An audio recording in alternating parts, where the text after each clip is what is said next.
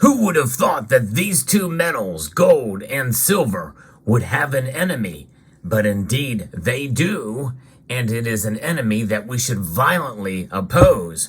I'll explain more as we explore.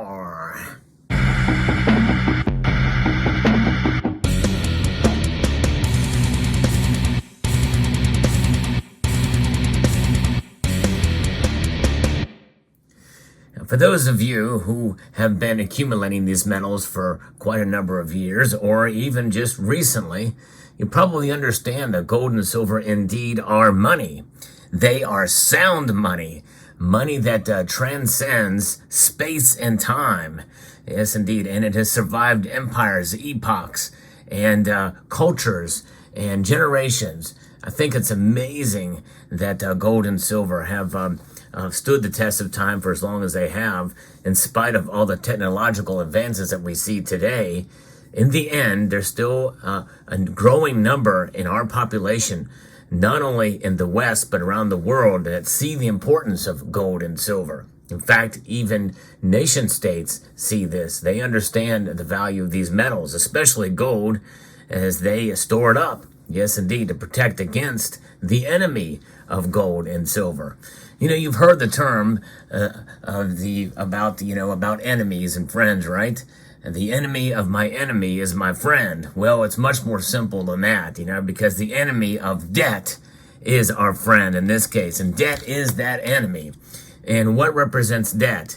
It is currencies around the world, or what I refer to as unsound money. Indeed, this is by definition, as written right there on this note, the Federal Reserve note here. This note is legal tender for all debts, public and private. It is a tender. It is rendered tender in order to, settle these debts, public and private. But the thing is that this debt instrument is essentially being used to increase our national debt here in the United States at an alarming rate, especially as I record this video. And so gold and silver is the exact enemy of that, because they, by their mere existence, is the antithesis of any kind of derivative market out there. And what do I mean by that? Well, if you look at the way gold and silver are priced, they are priced in the derivative market because there are paper contracts that represent the physical. However, really, in the end, that's not true, because it's exposure to silver and gold's price. And a price is based on dollars. And what are dollars? They're debt instruments. And I think if you have that understanding and you realize that holding gold and silver is the antithesis of price, and specifically, I think it makes it a lot easier to feel really good about holding these metals even when the price goes down, because it's the value of the metals that transcends that price. And when you have that understanding and that paradigm shift, a way of thinking that you measure your wealth in ounces, not in terms of their worth, in terms of these debt instruments, which, by the way, as I record this video, it is deflating. In other words, or it is inflating rather. The value is deflating. They're losing value. When you think of inflation, we think of, the rising price of goods and services. And yeah, that's definitely one way to look at it, and that is an accurate description. But nonetheless, think of these as losing value. The dollar has lost about 99% of its value since the Federal Reserve Act of December the 23rd, 1913. Let that sink in, folks. The dollar is practically worthless compared to what it was back then. Of course, now we have a vantage point and a reference point of our lives. If you're 20 or 30 years old, the value of the dollar has inflated or has deflated to such a level that, you notice it, you see it's happening. Everybody understands it. But if you've been around for 70 or 80 years, you see a lot more. You've heard the old saying, boy, when I was a kid, I could get gas for 25 cents a gallon. Well, it seems like a dream world back then.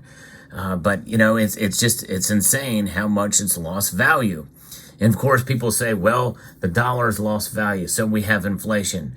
But wages, they catch up to it eventually. Yes and no. there's always some standards and some metrics that don't fall in line. It's not a formulaic increase or decrease of any given sort in time. Then you have the black swans that can occur that can throw everything off, including supply chains, which we've witnessed at a great scale in the past 3 years consistently. And so that is going to affect price as well, too. And all of this, especially with what's been going on, where literally things are shut down either by force or mandate, rather, and or through supply chain disruptions in other areas, such as war and the like. All of that means that somebody's got to fill that gap, and governments tend to do it with stymies, with payments, with printing money. They try to print their way out of money problems. And folks, that can only last for so long. It is creating debt with deficit spending. And what deficit spending is when you spend more than what you have in any given budget cycle or continuing resolution, as has been the case with our federal government. And you spend more, and that adds to the national debt. And the national debt with $33.6 trillion now, I've kind of lost track lately, but nonetheless, how long can that last? It can only last until it doesn't. And it can probably last for quite a while longer because everybody else is doing it. So why can't we? We have the strongest dollar, and that's been the attitude, that's been the hubris of the largest superpower in the world, the United States, with China closing in second. And by the way, China is actually doing more in understanding how important gold especially is in the culture, but even silver to an extent, has really been the part of the people of China and the East in general. They understand it in an intimate way, whereas we here in the West do not generally. Now, many of you watching this video, you probably understand it, but there may be some of you who are new here. And if you are new here, I hope I earn your subscription with this video and others on this channel. But I want to thank you for being here. And I think the thing that's really profound here is that we have seen throughout history small nations, large nations, whole empires crumble because of debt. It does destroy nations. And if you think that the United States cannot be destroyed by debt, well, as Judas Priest once say, you got another thing coming. And it may just be that thing coming, the key word being how long, coming soon or coming later down the road. The dollar will only work as the world's reserve currency until it does not, until people lose faith in it. Because that's what it's about. It's about faith. Now with gold and silver, yes, you have to have faith in it as well too. But there's a lot longer track record that is with gold and silver than fiat currencies, including those that are not made of paper. They can be polymer notes, or they can be cotton linen fiber notes, such as the dollar. That's right. It is not a paper currency, but a currency nonetheless. A currency that is unsound money because it's losing value based off of debt. It's a hidden tax is what inflation is.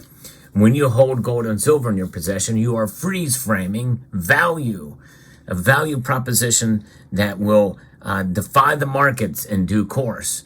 Yes, they are essentially a slave to the markets right now because that's how we buy them. We have to participate in the system in order to declare independence from it. Yes, I know that sounds contradictory, and it sounds very familiar of a term that was used for TARP. George W. Bush famously said we must abandon free market principles in order to preserve them. Well, in this case, we are definitely not doing that by participating in the system in order to buy these precious metals, in order to declare independence from it, because with every ounce and every tenth of an ounce you buy of these metals, you are in part setting up equity into the world of sound fiscal responsibility and the principles of sound money that will shake and rattle the foundations of our financial institutions and the system that they've set up. Because every year, every day that you hold your gold and silver means that those dollars that have been used and the value and the worth that you see there in these precious metals is completely and wholly outside of the system itself. And to me, that is an empowering stance. And that's an empowering principle, because the principles of sound money are reflected literally and figuratively in these metals, gold and silver. So I hope that this helps you have a greater understanding that the greatest enemy of gold and silver is indeed debt. And it is a foundation and a principle that even with these Federal Reserve notes, you can use them to declare that independence from debt from yourself, utilizing these notes, not only by holding on to gold and silver, but by buying them sound with fiscal responsibility, to getting out of debt yourself. In other words, pay down your credit cards. Do not empower them with their interest rates that are rising they're rising dramatically now. Do your best to pay off your debts. Start with the highest interest rate items first, like credit card debt, and get that paid down, consolidate those, and then work on other debts, the next highest interest rate level, and work your way down, because that's how they survive, is by debt. And right now, some of these big banks, the big 4 or 5, they're making huge bank off of these interest payments that people are making. But when you buy gold and silver free and clear of debt, you are indeed declaring that independence. But it starts with getting your own fiscal house in order, and that is where it starts. And then it is about engaging in sound money practices.